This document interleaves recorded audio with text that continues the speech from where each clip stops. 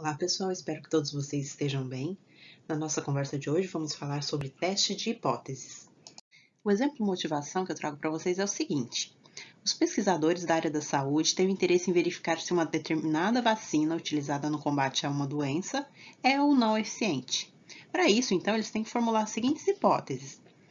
Vamos supor que H0 é a hipótese levantada que diz que a vacina não é eficiente. Uma outra alternativa disjunta a essa, que seja complementar, é que a vacina é eficiente e nós denotamos ela por H1. Em alguns livros, alguns materiais, vocês podem ver denotada como HA também, tá? É como se na nossa pandemia aí, né, do Covid-19, os pesquisadores estivessem tentando encontrar uma vacina aí para cura, né, em relação ao vírus aí do Covid. O que faz-se é testar se a vacina é ou não eficiente.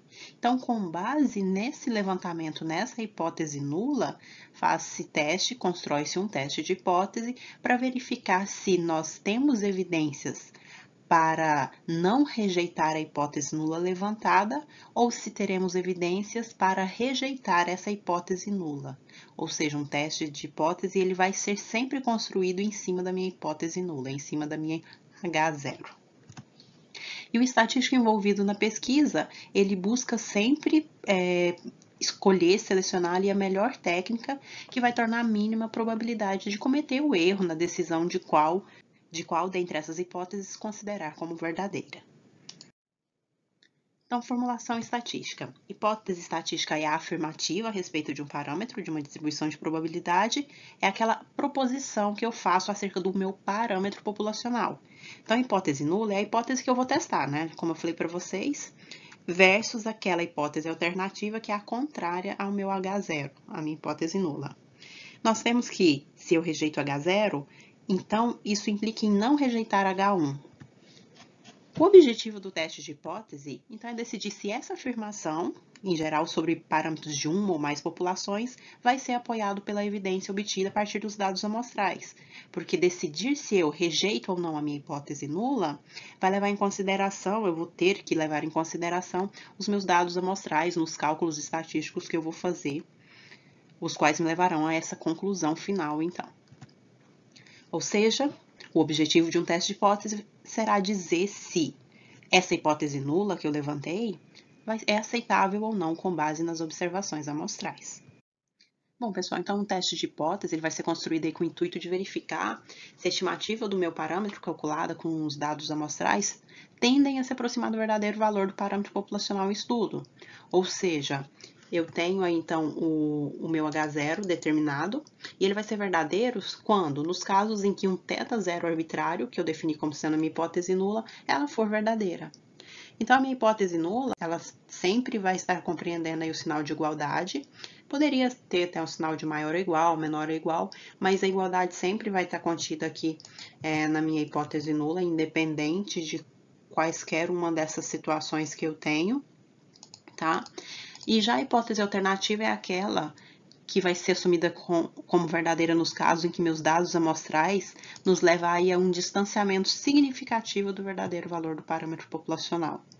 Então, nosso interesse pode estar em verificar se estamos distanciando desse θ0 pela direita, como é o caso aqui, a hipótese alternativa leva o sinal de maior, ou pela esquerda, é um teste unilateral à esquerda, na hipótese alternativa temos o sinal de menor, ou quando na hipótese alternativa nós tivermos um sinal de diferente, nós estamos falando então em um tipo de teste bilateral. Mas para definir o quão distante estamos desse θ0, é preciso definir as áreas que separam a região de rejeição da região de não rejeição. Então, pelos tipos de teste de hipótese, nós vamos definir aí as regiões de rejeição e de não rejeição, tá? Região de rejeição RRH0, região de não rejeição RNRH0. Elas vão estar definidas no gráfico da distribuição amostral do meu parâmetro, do problema em estudo, e essa região de não rejeição é aquela em que nós não rejeitaremos a hipótese nula. Já a região de rejeição vai nos levar à rejeição da hipótese nula. Então, nos casos em que a conclusão do nosso teste nos levar a cair em uma região de rejeição de H0, significa que a gente vai estar trabalhando com valores atípicos, aqueles valores distantes, contraditórios ao meu valor de θ, os quais vão ocorrer aí com uma probabilidade muito pequena, dada que para a construção dessa distribuição amostral nós tomamos como base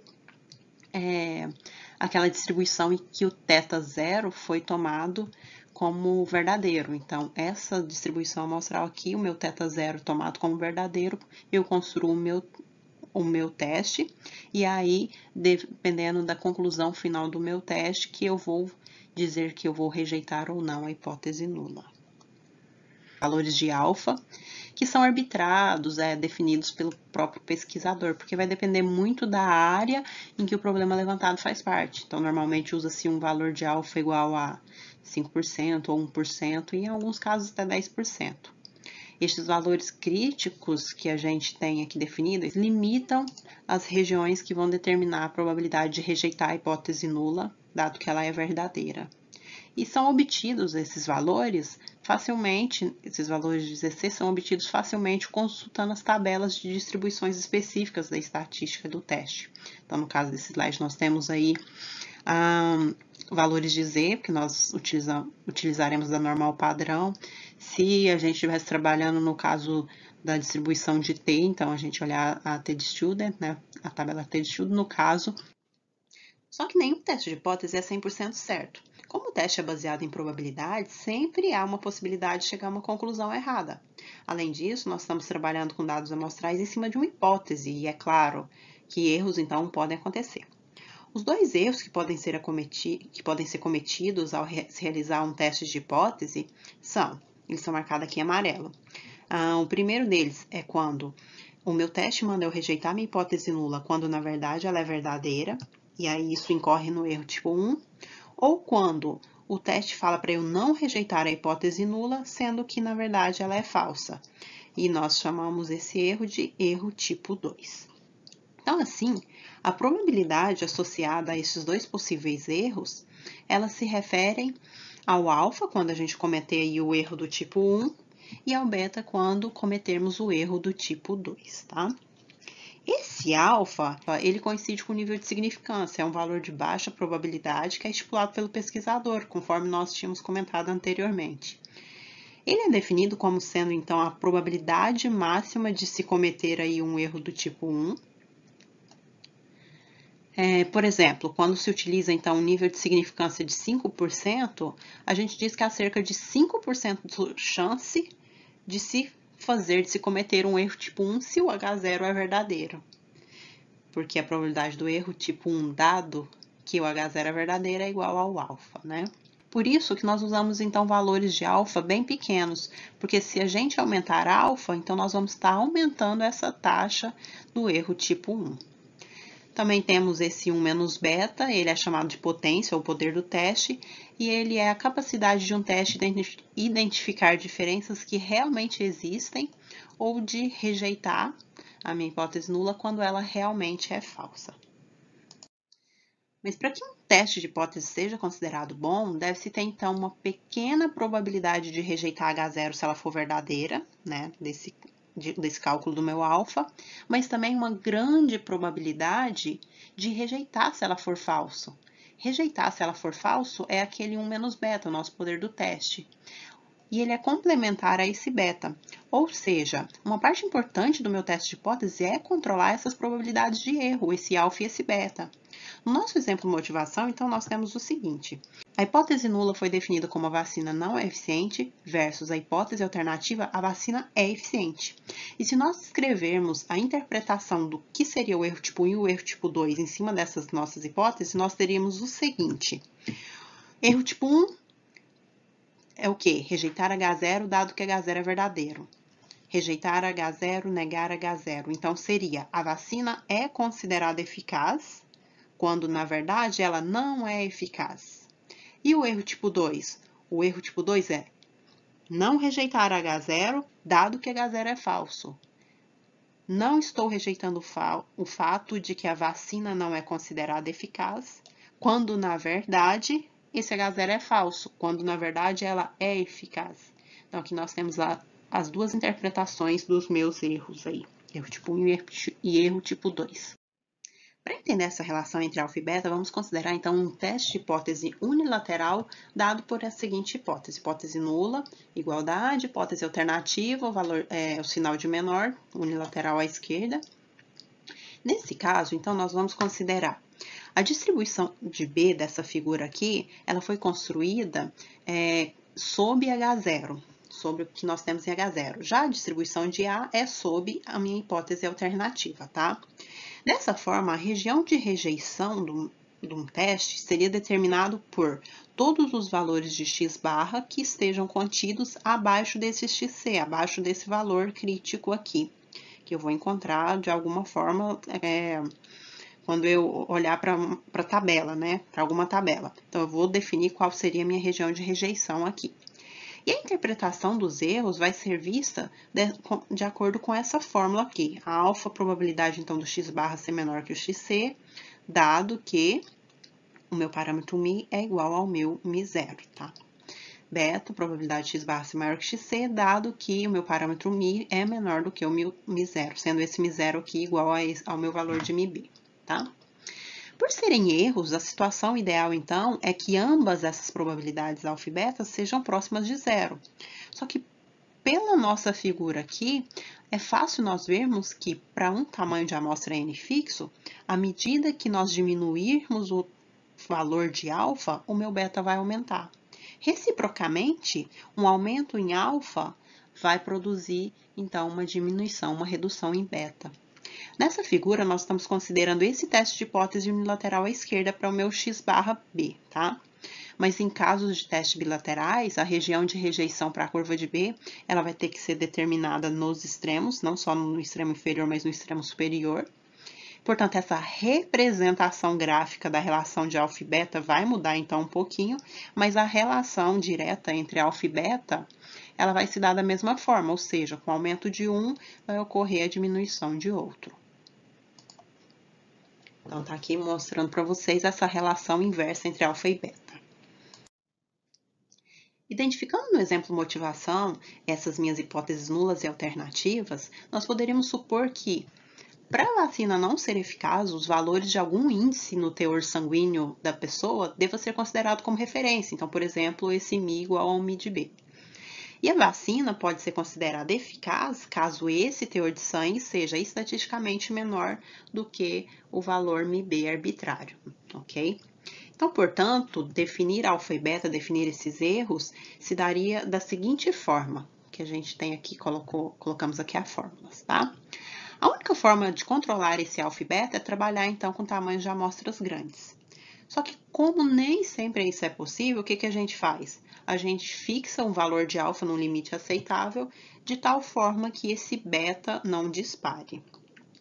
Além disso, se eu fixar aí um valor de alfa, eu consigo estabelecer esse meu xc, esse meu valor crítico, a partir de cálculos algébricos dessa fórmula. E se eu quisesse calcular esse valor x crítico a partir de um beta, ia ser um pouco mais complicado, esse cálculo é um pouco mais difícil de se definir. Por quê? Porque eu também precisaria definir um dentre todos os possíveis valores que sejam diferentes desse valor arbitrário estipulado aqui para o meu parâmetro populacional.